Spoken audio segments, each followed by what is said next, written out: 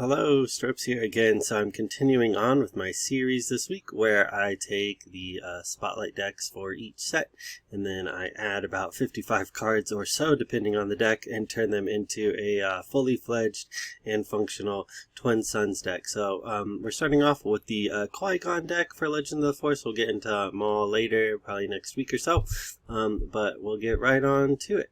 So Qui-Gon is the leader of the spotlight deck. I'm new for this set. There's a limited mechanic where the Force is with you. That means you then create a Force token, and then a lot of cards will give you some kind of benefit to using the Force, whether that's through an action like the Qui-Gon leader, or like when played with a card like Ki-Adi or Mace Windu from this set. Qui-Gon himself, you exhaust him, you use the Force, you return a friendly non-leader unit to its owner's hand, and then you play a non-villainy unit that costs less than the returned card for free, which is a lot of things to say. The gist of that is just that you are bouncing a unit that costs a certain amount. You are playing something that costs less than that for free from your hand, so you are trying to take benefit of when played effects. That can be either ambush cards, because when you play them they can immediately hit something, or cards that just do something when they come out. Like I just referred to Ki-Adi and Mace Windu from the set, but when you play them you can use the Force token and either draw cards, deal damage to stuff. But even outside of the set there are when played effects, like when you play this card, draw a card. So doubling up on those is something that you might want to do. His deploy side is that when he completes an attack and survives, you can basically do the same thing. He does need to survive the attack though, like it says there, so you can't run him into something and have him get defeated in that process. Then you don't really get the bounce. We are pairing him with Avar Kriss. She is the most reliable way to kind of get the Force. It doesn't get much easier. Then you just exhaust her, and then the Force is with you. You create your Force token. Her epic action, if the number of resources you control plus the number of times you use the Force this phase is 9 or more, deploy her. So it seems like she would deploy on 9, but because of our base, because of herself, and other ways to kind of like continually get the Force in the deck, sometimes it's really easy to get her out too early.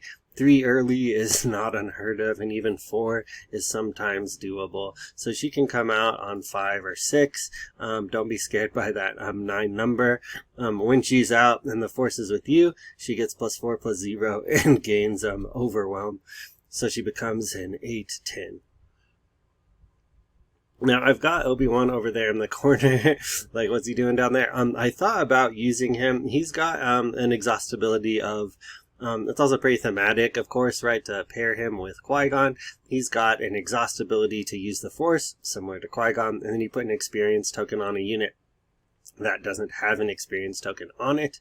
So, a little bit similar to Rey, but a little bit different. But because Qui-Gon is, bouncing and removing and then playing stuff, you don't want to spend the Force and spend those actions, that resource economy, to put experience tokens on something that you're just going to then bounce with Qui-Gon. And oftentimes they're kind of like working at like cross purposes, right? They don't really line up and work really well together. But if you want to make a thematic deck, it might be something worth trying out.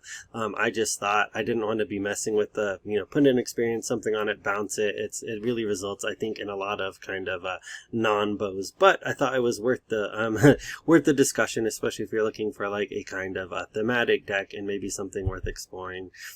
For people who want to do that. The base, we're going with Strangled Cliffs just because it is the red base and I like Jedi Fallen Order. But the common bases from this set are 28 health, and when a friendly Force unit attacks, then the Force is with you. The red rare base is a 25 health, so we're losing out on the health. Plus, to get the Force with it, you've got to hit for 3 with something. Now, it takes away the Force requirement, but a lot of our cards are Force anyway, so we don't really care about that. And also, we might not always be able to hit and be hitting for 3. So this is actually really quite a bit more consistent in this deck than the 25 health base would be. So I'm not going to go through every single card in the Spotlight deck, but these 3 cards are emblematic of stuff that the deck is doing and 3 things that we want to focus on when we are adding cards to the deck. First thing over there is the Obi-Wan unit, which says when you play a Force unit, he gains Sentinel for the phase. So we're looking for Force traded units. Second thing there is Qui-Gon's Aether Sprite. On attack, next time when you use a when played ability this phase, you can use that ability again. So similar to what I was talking about with Qui-Gon already, you already know this, but lets us double up on when played triggers. So we're looking for good, solid when played abilities and triggers on those kinds of things. And then Luke Skywalker, again, we talked about this with Qui-Gon, but when you play another unique unit, you can use the Force and then give an experience token, shield token to Luke, right? So we're looking for Force, ways to use the Force, things that get Force payouts. So we're looking for Force trait, when played abilities, and using the Force. Those 3 things. First area is just like using the Force unit. So a lot of these are brand new cards with the Legends of the Force set.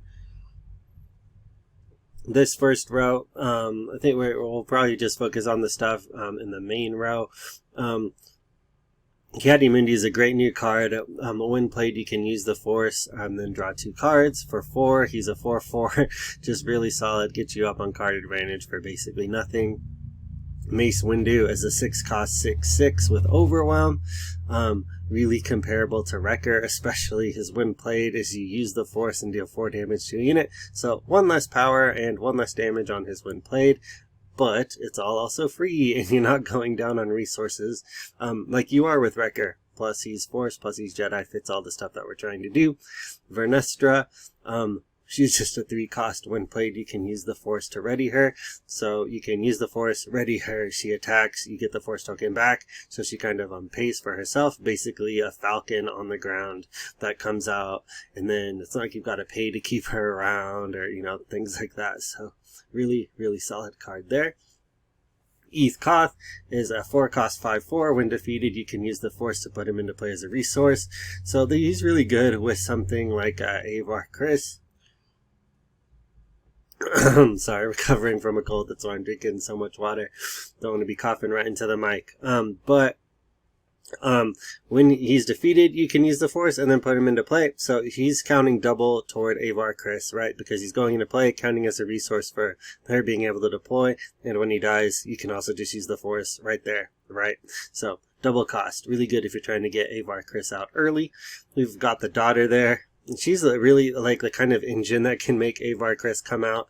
And this is what makes the kind of 5 resource deploy viable. So her ability is when damage is dealt to your base, you can use the Force, lose your Force token, heal 2 damage from your base. So what you can do, because all of your units are Force units, is someone attacks you, you use the Force, you're basically healing 2, then you attack with a Force unit, someone else hits your base, you use the Force again that you got from attacking with the other Force unit, and because you're like basically trading back and forth between like attacking, someone hits you, someone attacking, unless like everyone like kind of dogpiles you at once or something, you can end up using the Force, I mean basically as many times as you have untapped readied non-exhausted units, right? And at that point, if that happens like even just 3 times, and that's not even counting stuff that you can do on your own, either through units like Qui-Gon or Mace, or you know, like leaders like Qui-Gon, I should say, Ki-Adi-Mundi unit or Mace unit, and even those units in the back that I'm not really talking about right now, all of them use the Force.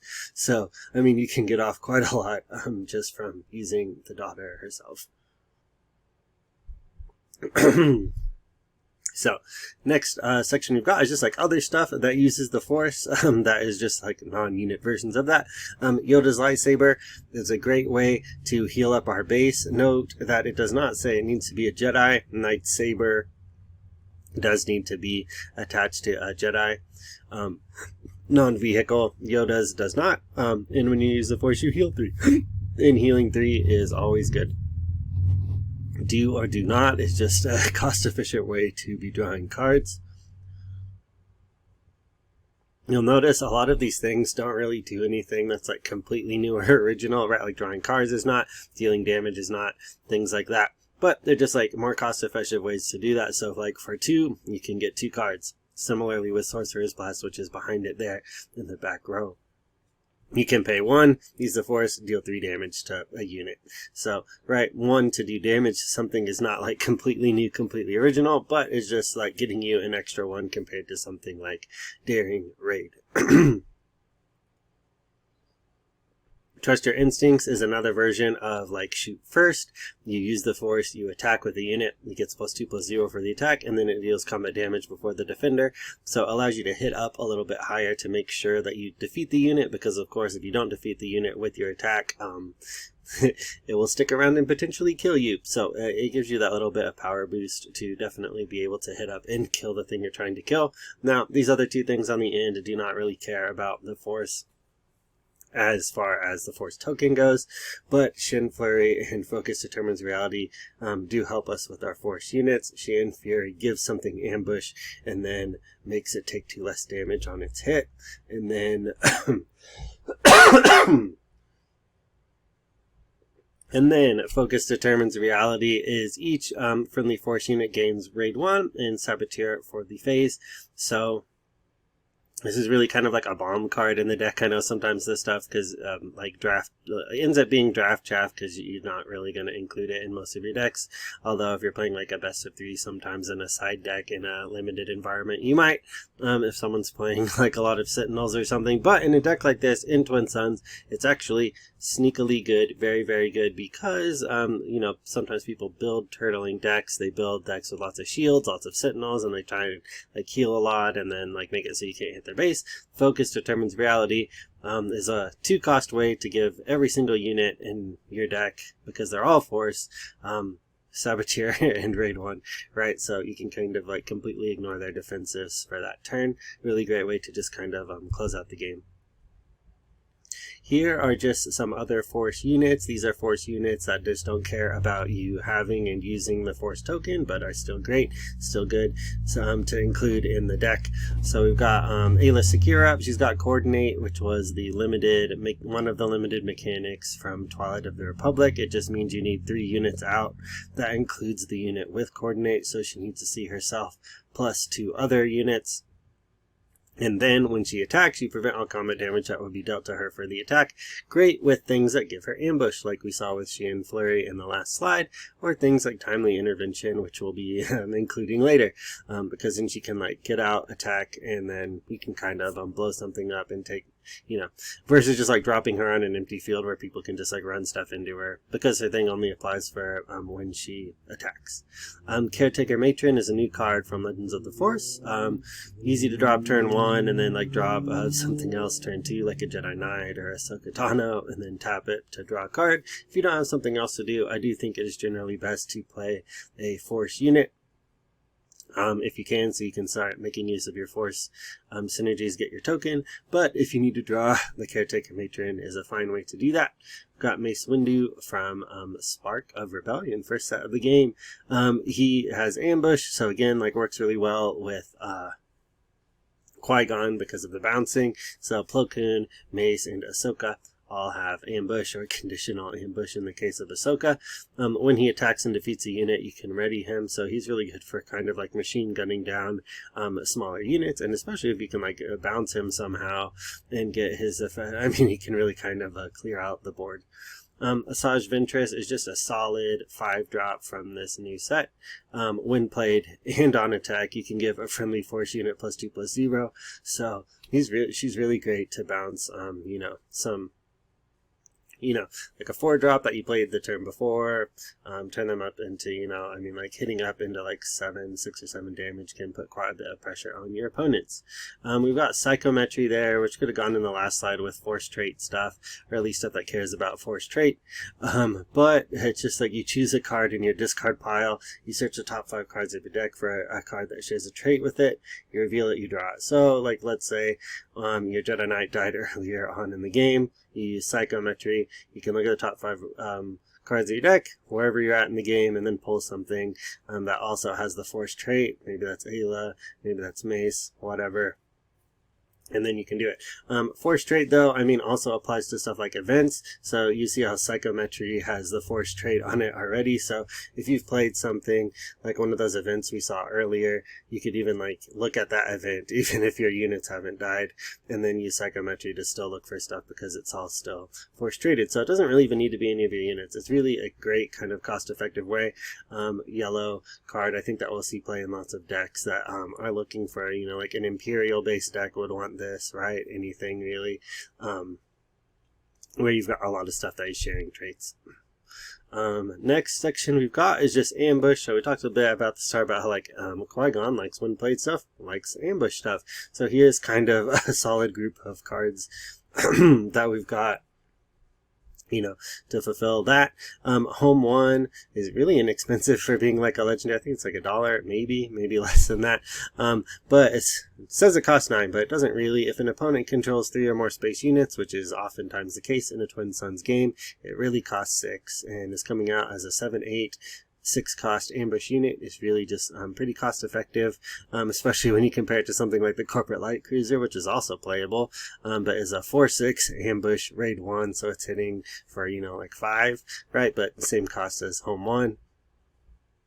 So you can see kind of like a difference between legendary and common cards, but really, I mean, all of these cards are good to be able to like come out, hit something, and then, you know, potentially bounce something smaller back, and then start to like, maybe you need to draw cards with Caddy Mundi, maybe you want to use Mace to replay it, and then hit something else for 4, take out a leader, or something like that. You know, just a great way to be able to do that. A blue leader is a really flexible way of doing this. Really great card from last set. I jumped to light speed. So you can just pay it for the 3, and then it's an ambush 2/3 in space. But when played, you can also pay 2, and if you do, you can move this unit to the ground and give 2 experience tokens to it, so it can also ambush something on the ground at 4/5. So very versatile. Ammonium Falcon. I love Smuggle. I wish we would see it return sometime, but just because it allows you to resource stuff early and makes some of your decisions a little bit easier. So for Shadows of the Galaxy, we got the Millennium Falcon. If you play it from your hand, it gains ambush, but it also has smuggle, so you can pay 6 and then just play it from your resource row. Do note, though, that if you smuggle it out, you can't ambush it when it's smuggled out. So you got to play it from your hand, but for a fine price to pay and easy to include this kind of a thing in the deck, because you don't mind resourcing it turn 1 and just, you know, because you can always play it later. Next, we've got just good when played abilities, so that we can kind of double up on them with Qui-Gon in the scenario where we would want to be able to do that. So each of these is really kind of sometimes niche, but that's fine. If you've got, you know, like 10 cards that can fulfill a niche role if they're bounced, you know, that's fine. You know, bounce it when you need to bounce it. Don't bounce it when you don't need to. It's not like you've got to do that. But like Leia, for instance, you can ready a resource or exhaust a unit. Maybe on that, you exhaust something early in the game, but like later in the game, there's some big threat that you know, think you're going to need to deal with. So you can use Qui-Gon, bounce her, play her, replay her, things like that, right? A Delphi Patrol Wing, when played, you can attack with the unit. If you've got the initiative, it gets +2/+0 for the attack, which you're probably not trying to get a bounce off, I mean, like, necessarily. But maybe if you've got something like Obi-Wan's Aether Sprite, which doubles up your when played triggers, this is really something. There's a lot of stuff in the Spotlight deck itself that I didn't cover because I didn't go over every single card, but, you know, stuff like the Aether Sprite, when you attack with it, it doubles your triggers. So, like, when played, you can really attack with 2 units, which puts you way up on actions in the action economy. But if you've got the initiative at that point in time, you're really also dealing 4 more damage, which is actually like a ton of damage, especially at that point in the game, because maybe you could finish off 2 people at that point. Poe Dameron, when played, he creates the X-Wing token, and you can put him on it as a pilot or not. Again, you don't always necessarily want an X-Wing token, but if you're in a scenario where, like, maybe you do need another token for some reason, you can always do that. Disabling Fang is a great, you know, example of this. It's in the back row, back here, but Disabling Fang fighter defeats an upgrade, right? So all potentially useful. Maybe you played it to destroy a shield on a village protector early game. Late game, someone's got a dark saber on one of their leaders and you need to get rid of it, right? It just adds a lot of utility, and I think that's a strength of Qui-Gon, is it adds a lot more utility to your things, because you can start to kind of bounce and double up on the things that you're doing. Hyena Bomber is from Legends of the Force, but while you control another red unit, 2 damage to a ground unit, so potentially 4, right, if you're able to like play it, bounce it, play it. Cham Syndulla, if an opponent controls more resources than you can put the top card of your deck into play as a resource. So especially, again, if you're trying to jump ahead with Avar Kriss or something like that, you can start with something like Cham, start using the Force, and then, start getting her out quite early. Next, we just have stuff, which is just good stuff. I threw Force Throw in here just because I didn't make it into the other slides, but I mean, Force Throw. I'm assuming you know everything about it. People have been talking about it, especially going up into the Galactic Championships. This is a one-cost, really kind of like cost-effective way to, you can either Force Throw yourself to deal damage equal to you like discard a card and then you deal damage, but you can also do it to an opponent if they've got maybe like 1 card or left. But sometimes in Twin Suns, depending on how political, I guess, your play group is, sometimes you could make a deal with someone to have them discard a card and kill something if you're all trying to work together to do something in particular. But of course, we're going to include Force Throw in a deck like this with so many Force units. Hu Yang is just a great thematic card, right? Jedi traded, but also when you choose when you play it, choose a friendly unit while it's in play. Chosen unit gets +2/+2. This is also something that can be doubled with something like Qui-Gon's Aether Sprite. So you could either give 2 units +2/+2. You could give 1 unit +4/+4. So we can take advantage of that. It's a little bit harder to do. All right. I mean, we're not going to bounce Hu Yang to get the win played probably 9 times out of 10, but sometimes you might even do that if you buff something like an R2 and someone kills the R2, then you might want to bounce Hu Yang later to buff, like a Qui-Gon or something like that. Waylay is just a cheap way to kind of get something out of the way. We could also use it on our own stuff if we wanted to be able to replay it in like a edge case. Strike true thematic art, definitely, but also just, I think, a little bit underplayed removal, but just 3 cost. Friendly unit deals damage equal to its power to an enemy unit.